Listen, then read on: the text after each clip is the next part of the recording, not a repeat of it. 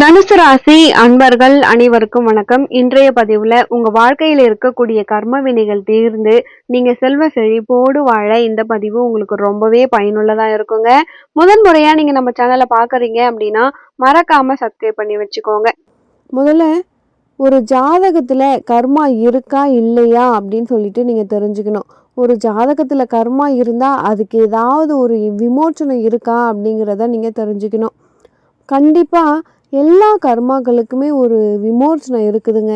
முதல்ல கர்மானா என்னன்னு தெரிஞ்சுக்கோங்க. ஒன்று முன்னோர்கள் செய்த பாவம், இன்னொன்று நாம் செய்கிற பாவம், இன்னொன்று ஜாதகத்தில் இருக்கிற பாவம்.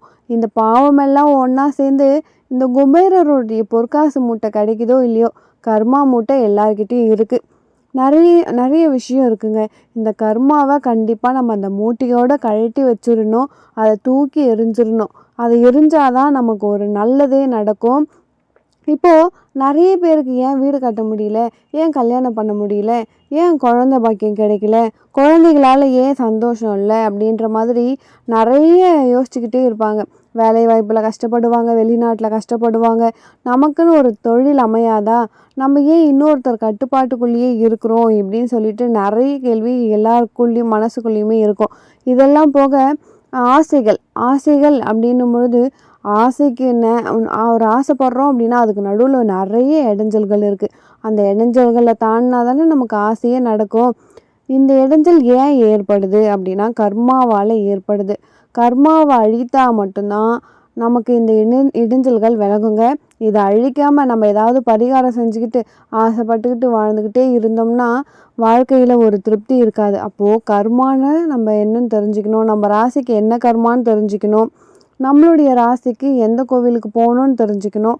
நம்மளுடைய ராசிக்கு எந்த கடவுளை கும்பிட்டா கர்மா விலகும்னு தெரிஞ்சுக்கணும். இந்த பதிவை நீங்கள் ரொம்பவே யூஸ்ஃபுல்லாக இருக்கும். வீடியோ பார்க்குறவங்க கண்டிப்பாக நம்ம சொல்கிறத பயன்படுத்திக்கோங்க. உங்களுடைய கர்மா கண்டிப்பாக விலகிடுங்க. நிச்சயமாக இந்த வழிபாட்டுக்கு பிறகு உங்கள் வாழ்க்கையில் ஒரு பெரிய சாப விமோச்சனமே கிடைக்குங்க. எடுத்த உடனே கோவிலுக்கு போகணும் அப்படின்னு இல்லை. நீங்கள் நம்பிக்கையோட பூஜை ரூமுக்கு போயிட்டு ஒரு விளக்கை ஏற்றிட்டு இந்த பதிவை கேட்டிருக்கேன், கண்டிப்பாக நான் உன்னை பார்க்கணும், என்னுடைய கர்மா விலகணும் அப்படின்னு பிரார்த்தனை வைங்க. அந்த சுவாமி நீங்கள் அவரை பார்க்குறதுக்கு அவரே உங்களுக்கு அனுமதி செஞ்சு கொடுப்பார்.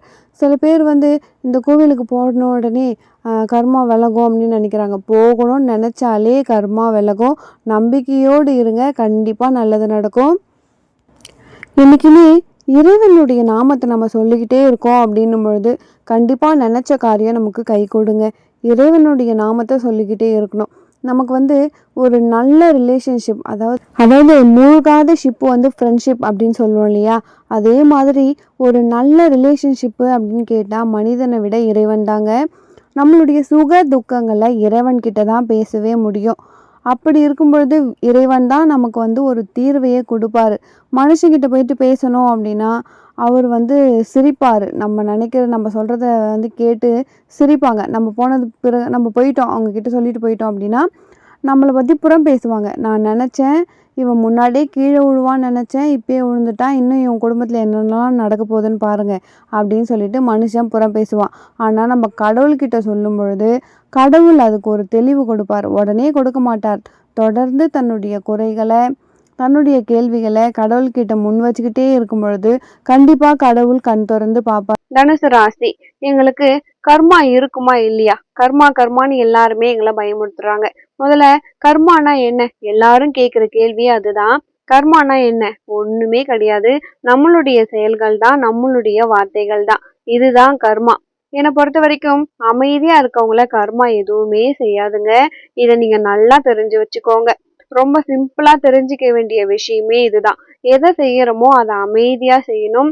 இதுக்கு முன்னாடி நீங்க வேற ஏதாச்சும் தப்பா பண்ணீங்க அப்படின்னா அதுக்கான விளைவுகளை நீங்களே எடுத்து பார்த்தீங்கன்னா தெரிஞ்சிடும். இப்போ இந்த கர்மாவை எப்படி விளக்குறது? ஏதாவது ஒரு ஆலய வழிபாடு செஞ்சாதான் தனுசு ராசி அன்பர்களுக்கு கர்மா விலகுமா அப்படின்னு கேட்டீங்கன்னா ஆமா. கர்மா அப்படின்னா நம்மளுடைய தாத்தா, பாட்டன், பூட்டன், நம்ம எந்த வழியில வரமோ அந்த வழியில இருக்கக்கூடிய பிரச்சனைகள் நம்மள தொடரும். பொதுவா தனுசு ராசியை பொறுத்த வரைக்கும் எந்த விதத்துல கர்மா இருக்கும் அப்படின்னா ரத்த உறவுகளாலதான் கர்மா இருக்கும். ரத்த உறவுகள், பிளட் ரிலேஷன்ஷிப்னு சொல்றோம் இல்லைங்களா? ஒண்ணுமே பண்ண முடியாது. கைய எடுத்துக்க முடியுமா? கால எடுத்துக்க முடியுமா? முடியவே முடியாது. சரி வராது. அப்போ அதோட தானே வாழ்ந்தாக முடியும். ஆனா கர்மாவ ஜெயிக்கணுமே அப்படின்னு நம்மளுக்கு தோணும். அப்போ எப்படி ஜெயிக்கிறது? ஒரு நமக்கு ஒரு சுவாமி சம்ஹாரம் பண்ணியிருக்காரு சிவபெருமான். சம்ஹாரம் பண்ணியிருக்க அந்த சம்ஹாரம் பண்ண கோவில்கள் இருக்கும் பார்த்தீங்களா? அந்த இடங்கள இந்த தனுசு ராசிக்காரங்க போயிட்டு பார்த்துட்டு வந்தீங்க அப்படின்னா, உங்க வாழ்க்கையில கண்டிப்பா நல்லது நடக்கும். கர்மாவ கண்டிப்பா வெல்ல முடியுங்க. அஷ்ட வீரடடேஸ்வரர்ன்னு சொல்லுவாங்க. அப்போ சிவன் சம்ஹாரம் பண்ண இடங்கள நீங்க போயிட்டு தரிசனம் பண்ணணும். சம்ஹாரம் பண்ணியிருக்க சிவபெருமான் எல்லாரையுமே நீங்க வழிபாடு பண்ணலாம்.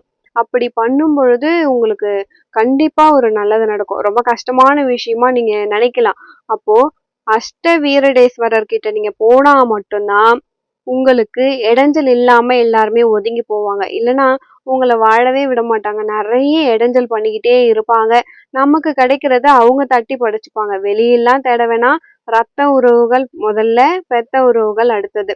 இதை தாண்டி தான் வெளியிலலாம் அப்போ நம்ம நிம்மதிய நம்ம தேடணும். இதுக்கு ரொம்ப சிம்பிள். ரொம்ப கஷ்டம் கிடையாது. அஷ்ட வீரடேஸ்வரர்னு சொல்லுவாங்க. இந்த 8 இடத்துக்கு போயிட்டு நீங்க சிவபெருமான வழிபாடு பண்ணணும். சிவபெருமான நீங்க சரணாகதி அடையணும். அப்படி பண்ணும் பொழுது கண்டிப்பா உங்களுக்கு விமோச்சனம் ஏற்படும். கர்மா வலுவிழந்துரும். உங்களுடைய நலன்ல நல்ல விஷயம் ஏதாச்சும் ஒண்ணு நினைச்சீங்க அப்படின்னாலுமே அது கண்டிப்பா நடக்குங்க. யாராவது ஒருத்தவங்களுக்கு உங்களுக்கு வில்லங்கம் கொடுத்துட்டே இருப்பாங்க. அதுல இருந்து நீங்க விடுபடுறதுக்கு தான் இந்த 8 கோவில். முதல் கோவில் திருக்கோவிலூர். திருக்கோவிலூர் 2வது திருவடிகை. நீங்க வேணா உங்களுக்கு தெரியல அப்படின்னா கூகுள்ல கூட சர்ச் பண்ணி பாருங்க. கண்டிப்பா உங்களுக்கு தெரிஞ்சிடும். 3வது திருக்கோர்க்கை. அதுக்கப்புறம் கண்டியூர், திருக்கண்டியூர். அதுக்கடுத்து திருக்கடையூர். அதுக்கடுத்து திரிப்பரியிலூர். அதுக்கப்புறம் பாத்தீங்கன்னா திருவீர்குடி வழுவூர். இந்த கோவில் தான் இந்த 8 ஊரு அஷ்ட வீரடேஸ்வரர்னு கோவிலுங்க. இந்த இடத்துக்கு உங்களால முடிஞ்சது அப்படின்னா கண்டிப்பா நீங்க போயிட்டு பாருங்க. அதுக்கப்புறம் தனுசு ராசி அன்பர்களின் வாழ்க்கையில கர்மா அப்படிங்கிற வார்த்தை இருக்காது. 8யுமே ஒரே நாள்லயே பண்ண முடியாது. முடிஞ்சா பண்ணலாம். முடியலன்னா ஏதாவது ஒண்ணா கொஞ்சம் கொஞ்சமா பிரச்சனையில இருந்து வெளியே போலாம் இல்லையா? அதனால ஒண்ணா கூட நீங்க போயிட்டு வாங்க.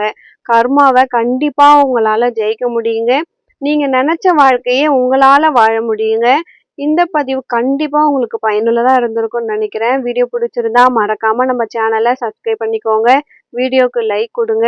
மேலும் தனுசு ராசி அன்பர்கள் வாழ்க்கையில செல்வ செழிப்போடு வாழ நானும் இறைவனை பிரார்த்திக்கிறேன். ஒரு நல்ல பதிவில் மீண்டும் உங்களை சந்திக்கிறேன். நன்றி.